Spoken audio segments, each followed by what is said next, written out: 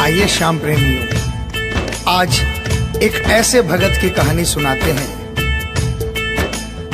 जो अपने व्यापार में इतना लीन था कि उसे दिन दुनिया की कोई खबर नहीं थी। उसे सिर्फ पैसा पैसा और सिर्फ पैसे के बारे में चिंता थी। उसके घर वाले, उसके परिवार वाले सारे परेशान थे कि सेठ कभी कहीं नहीं जाता, सुबह से लेकर रात तक हर समय पैसे में ही लिपटा रहता है। बहुत दिनों से उसके इष्ट मित्र उसे कहते थे कि तुम हमारे साथ कहीं चलो, अपने बच्चों को लेकर चलो, लेकिन सेठ कहता इसके लिए काफी समय पड़ा है, अभी मुझे सिर्फ पैसा कमाना है। लेकिन एक दिन कुछ मित्रों ने बहुत जोर दिया कि 2 दिन की छुट्टियां हैं, हम खाटू श्याम जी के दरबार में जा रहे हैं, पूरे परिवार को साथ लेकर हमारे साथ चलो। और सेठ उनको ये बात मना नहीं कर पाया और बिना मन के वो उन परिवार वालों और इष्ट मित्रों के साथ खाटू के लिए रवाना हो गया। रास्ते भर वो अपने व्यापार की बातें करता रहा। उसे खाटू जाने की जरा भी इच्छा नहीं थी। लेकिन जब खाटू पहुंचा और बाबा श्याम के मंदिर में पहुंचा और जब बाबा से नजरें मिली, उसके होश उड़ गए। सेठ के परिवार वाले सारे दर्शन करके बाहर आ गए। वो सिर्फ 1 मिनट के लिए मंदिर में आया, लेकिन घंटों तक बाबा के दरबार में खड़ा रह गया। उसको होश नहीं रहा और वो बाबा की तरफ देखकर आंखें बंद करके आंसुओं की धार बहती रही और वो बाबा से मन ही मन बातें करता रहा। जब परिवार वालों ने उसे कहा कि अब चलना है, तो सेठ ने बाबा से कहा, प्रभु मुझे अब हर महीने 11 को अपने दरबार में बुलाओ। और ये कह करके वो बाबा के दरबार से वापस अपने घर को आ गया। 15 दिन बाद 11 आई। सेठ बहुत से लोगों को लेकर अपने साथ बाबा के दरबार में गया।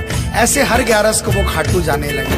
लेकिन एक दिन जैसे ही वो सुबह 11 को घर से निकलने लगा, मुनीम ने कहा, सेठ जी कहाँ जा रहे हो? सेठ ने कहा, अरे मुनीम तुझे पता नहीं, आज 11 है, मुझे खाटू धाम जाना है। मुनीम ने कहा, सेठ जी आपको पता नहीं, आज बाहर के कुछ व्यापारी आने वाले हैं, लाखों का सौदा होने वाला है और वो व्यापारी आज रात को वापस इंडिया के बाहर चले जाएंगे।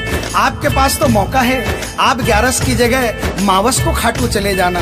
सेठ के मन में ये आया कि हाँ, इसमें क्या फर्क पड़ता है, आज यहाँ व्यापार कर लेता हूँ, सौदा कर लेता हूँ, मैं खाटू मावस को चला जाऊंगा। और सेठ उस दिन खाटू नहीं जा पाया। 11 निकल गई, मावस आई, मावस को फिर कोई व्यापारी आ गया। उसके बाद फिर पूर्णिमा आई, फिर कोई व्यापारी आ गया और इसी तरह सेठ व्यापार में फिर उलझ गया। एक दिन रात को सेठ सोया तो उसके नींदों में उसे ऐसा आभास हुआ कि उसे कोई आवाज आ रही है और उसने बड़े ध्यान से सुना। उसे लगा खाटू वाले श्याम बाबा उसे कह रहे हैं, वाह रे सेठ, मैंने तो सोचा था कि मेरे दरबार में कोई बहुत बड़ा भूला भटका भगत आया है, लेकिन मुझे क्या पता था कि कोई भगत नहीं, एक सौदागर आया है और मुझसे सौदा करके चला गया। आज तू अपने घर में, अपने व्यापार में खूब खुश है, तू वहीं पर खुश रहे। और ऐसा कहकर वो आवाज बंद हो गई। सेठ की आंखें खुली, उसके मन में ग्लानि हो गई। उसने सोचा कि मैं आज ही खाटू धाम जाऊंगा और वो जैसे ही खाटू के लिए निकला, रास्ते में एक्सीडेंट हो गया। सेठ की दोनों टांगे रह गई। अब सेठ अपने पैरों पर खड़ा नहीं हो पाया और उसके मन की मन में ही रह गई। सेठ बहुत तड़पता रहा। एक दिन सेठ अपने घर के दरवाजे पर बैठा, आंसू बहा रहा कि मेरा बुलावा क्यों नहीं आ रहा, मैंने इतनी बड़ी गलती करी, मुझे बाबा के दरबार से इतनी दूरी क्यों हो गई। इतने में उसके घर के सामने से एक डाकिया निकला। सेठ ने डाकिया को आवाज लगाई और कहा, ए डाकिया, तुम तो कलकत्ता, दिल्ली, बम्बई भक्तों का संदेशा लेकर जाते हो, लोगों के चिट्ठियां पहुंचाते हो। आज मेरी एक चिट्ठी, मेरा एक संदेशा मेरे खाटू वाले श्याम बाबा के दरबार में क्या पहुंचा दोगे?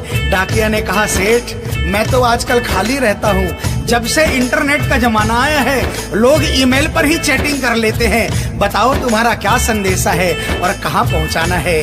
और ऐसे डाकिया ने सेठ से कहा और सेठ ने डाकिया से कहा।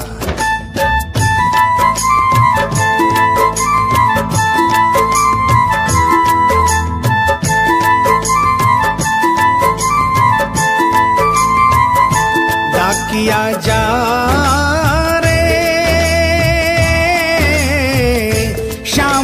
संदेशो दीजे, शाम न जाए तो कह दीजे, भगत थार दर्शन न तरसे। डाकिया डाकिया जा रे।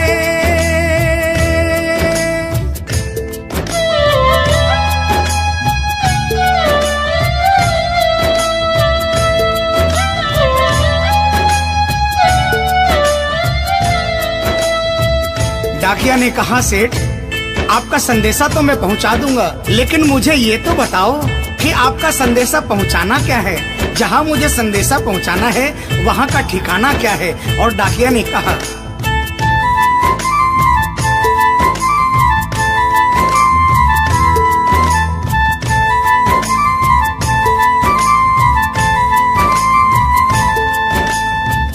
कौन से गांव थारो शाम बस्यो है, इतनो माने बता दे सेवक रे।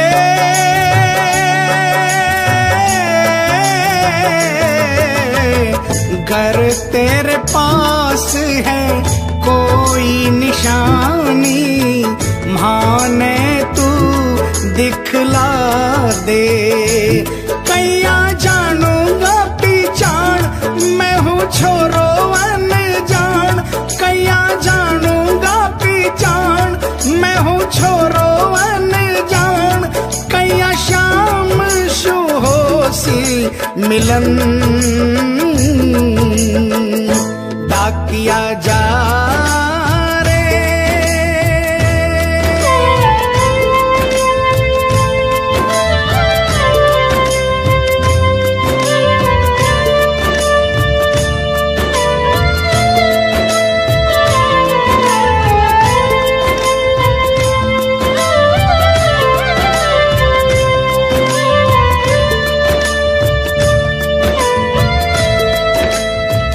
सेठ ने कहा, डाकिया मैं तुझे जिस जगह का ठिकाना बता रहा हूँ वहाँ ऐसा दरबार है जहाँ जो एक बार जाता है वो वहीं का हो जाता है।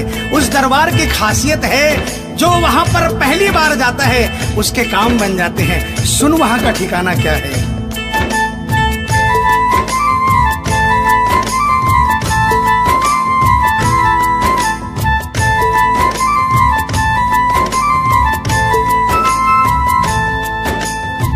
खाटू में है श्याम जी को मंदिर, शिखर ध्वजा लहरावे। डाकिया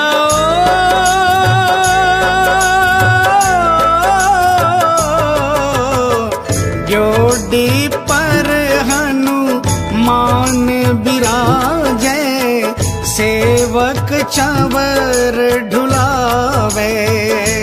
बाके नौबत बाजे द्वार, गूंजे हरदम जय जयकार। बाके नौबत बाजे द्वार, गूंजे हरदम जय जयकार। सज धज बैठो है श्याम सजन, डाकिया जा रे।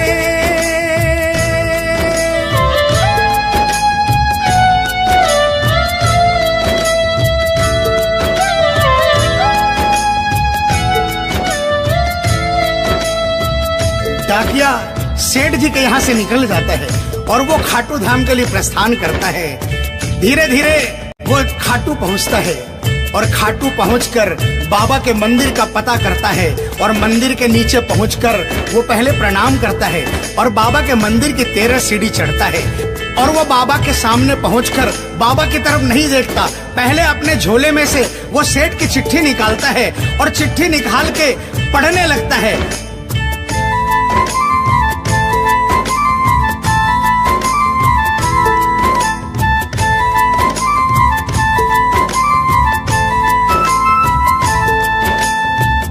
पहुँच गयो दरबार श्याम के, बोलन लाग्यो संदेशो।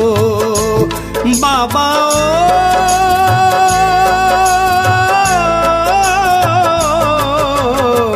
बन बैठो कद श्याम दीवानो, कुछ ना रयो अंदेशो। आखड़ ल्यासू बरसी धार, जैया सावन की फुहार।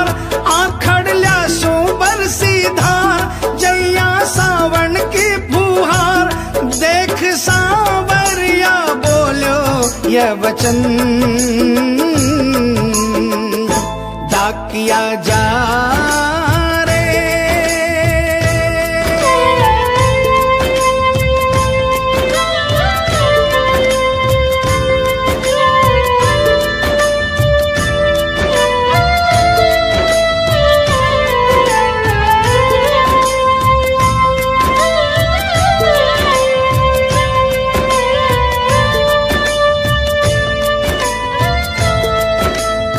जो ही डाकिया ने सांवरे सेठ की तरफ देखा, उसके होश उड़ गए, उसकी आंखें बंद हो गई, आंखों से आंसुओं की अविरल धारा बहने लगी।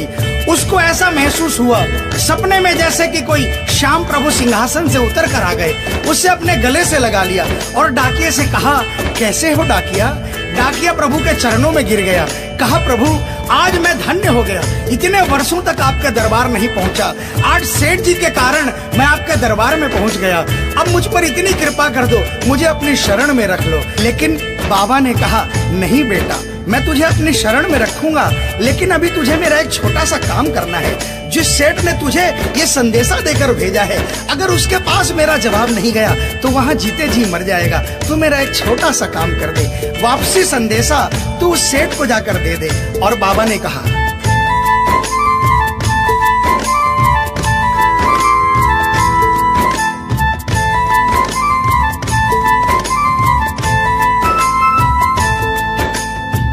कह दीजिए तू जाए सेवक ने तेरो बुलावो आसी। सेवक रे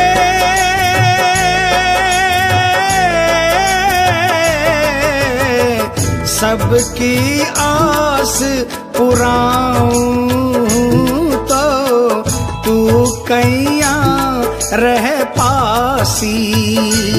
तेरी सारी जानू बात पूरी करशू मन की आस, तेरी सारी जानू बात पूरी करशू मन की आस। पर बढ़ा मेरे कानी कदम डाकिया जा रे। संदेशो सेवक ने दीजे, सेवकिया राह तेरी निरखे।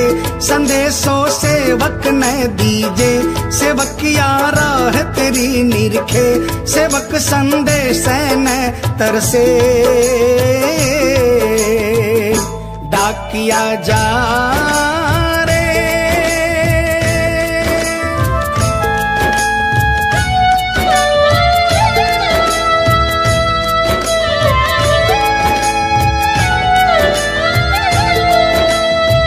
डाकिया श्याम प्रभु के चरणों में प्रणाम करके वापस निकलता है और वो आधी रात को ही सेठ के शहर में आ जाता है।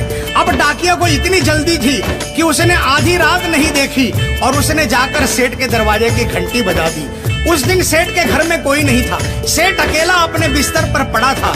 जैसे ही घंटी की आवाज आई उसको लगा कि बाबा का संदेशा आ गया, लेकिन सेठ मजबूर था। वो उठना चाहा लेकिन उठ नहीं पा रहा था।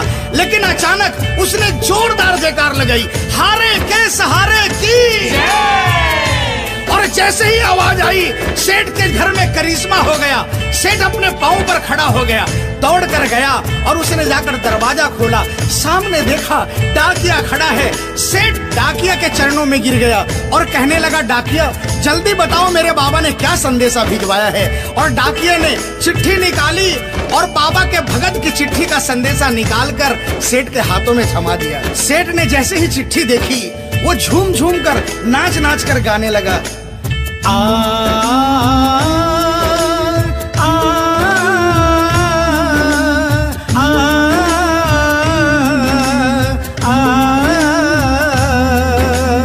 आ चिट्ठी आई है, चिट्ठी आई है, चिट्ठी आई है, चिट्ठी आई है, चिट्ठी आई है, खाटू से चिट्ठी आई है। बड़े दिनों के बाद मेरे श्याम धनी को आज, अरे बड़े दिनों के बाद मेरे श्याम हरि को आज भगत की याद सताई है। चिट्ठी आई है, चिट्ठी आई है, ओ चिट्ठी आई है, चिट्ठी आई है। सेठ ने वो चिट्ठी वापस डाकिये को थमा दी और कहा, डाकिया आप तो स्वयं बाबा से मिलकर आए हो, इसलिए बाबा का संदेशा अपने मुखारबिंद से मुझे सुनाओ।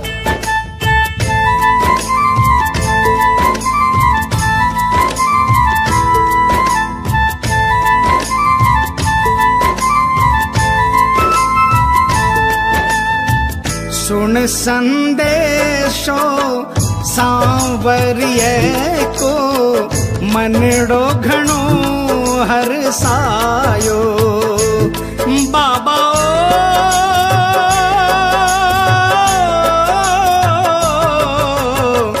बंध गया पाँव में घूघरिया सा, मन को मोरियो गायो। श्याम बड़ो दिलदार, हो जाओ लेवन ने तैयार। मारो श्याम बड़ो दिलदार, हो जाओ लेवन ने तैयार। महिमा गावे है कमल किशन, क्या किया जा। आप सभी श्याम प्रेमियों से जो कभी खाटू नहीं गए, जिन्होंने बाबा का नाम सुना है और जिन्होंने नहीं सुना, उन सबसे निवेदन, जो कभी खाटू नहीं गए वो एक बार हमारे बाबा श्याम के दरबार में पहुंचिए। ये वो दरबार है जहां हारे हुए को जीत मिलती है, जहां लोग हार कर आते हैं लेकिन हार कर वापस नहीं जाते, जहां हर हारे का सहारा होता है। चाहे कैसा भी कोई क्यों ना आता हो, बाबा श्याम हर आने वाले को गले लगाता है, उसको काम पूर्ण करता है और उसे खुशहाल करके अपने घर को भेजता है। बोल खाटू नरेश की, बोल हारे के सहारे की।